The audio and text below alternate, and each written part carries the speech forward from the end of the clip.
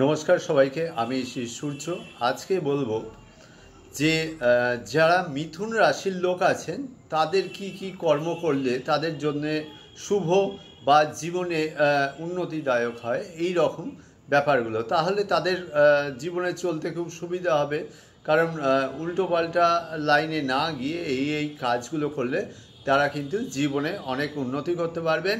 সেই জন্যে আলোচনা বেশি বড় করব না, খুব ছোট্টর মধ্যে জানাবো যাদের মিথুন রাশি বা লগ্ন আছে তারা কিন্তু এই কর্মগুলো করতে পারেন। মিথুন রাশির লোকেদের অ্যাকাউন্টসের কাজ, অর্থাৎ হিসাব সংক্রান্ত যে কোনো কাজ, সেটা ব্যাংক হোক, প্রাইভেট কোনো সংস্থা হোক, সেই সংক্রান্ত কাজগুলো তাদের জন্য খুব ভালো।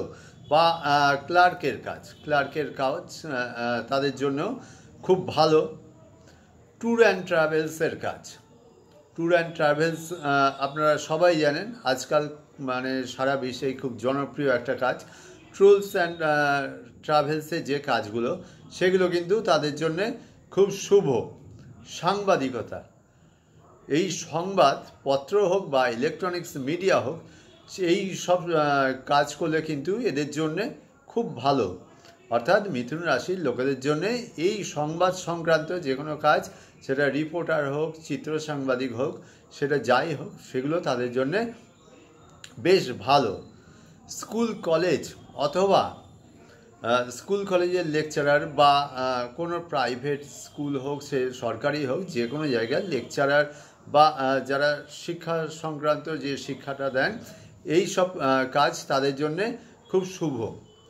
পোস্ট অ্যান্ড টেলিগ্রাফ, তো এই যেরকম ডাক বিভাগের কাজগুলো মিথুন রাশির লোকেদের জন্য খুব মানে ভালো। ডাক বিভাগের কাজগুলো এদের জন্য ভালো। পরিবহন সংস্থা বা পরিবহন কর্মী, অর্থাৎ পরিবহন সংক্রান্ত, সেটা সরকারি বেসরকারি যেরকমই হোক, সেই সংক্রান্ত কাজগুলো কিন্তু এই মিথুন রাশির লোকেদের জন্য খুব ভালো। ক্যাশিয়ার, ঠিক যেরকম আগে বলেছিলাম অ্যাকাউন্টের কাজ, ক্যাশিয়ার, এটা ক্যাশিয়ারের কাজ করলেও কিন্তু এদের জন্যে খুব ভালো। সাইকেল, স্কুটার, মোটর সাইকেল বা ইলেকট্রিক যে আজকাল বাইকগুলো বেরিয়েছে, সেই সংক্রান্ত কাজগুলোও কিন্তু এদের জন্যে খুব ভালো। তার হয়তো দোকান বিক্রি করতে হবে, কিন্তু সেই সংক্রান্ত দোকান এদের জন্যে খুব ভালো।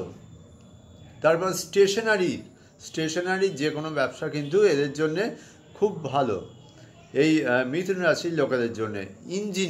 ইঞ্জিনিয়ারিং লাইনটা, এবার ইঞ্জিনিয়ার কোন দিকের ইঞ্জিনিয়ার, আজকালকার যেরকম কর্মক্ষেত্র খুব বৃহৎ পরিসরে হয়ে গিয়েছে, সেই জন্যে ইঞ্জিনিয়ার, বিভিন্ন লাইনের ইঞ্জিনিয়ার আছে। এবার সেটা জন্ম ছক দেখে বলা সম্ভব যে কে কোন ধরনের ইঞ্জিনিয়ার হবে।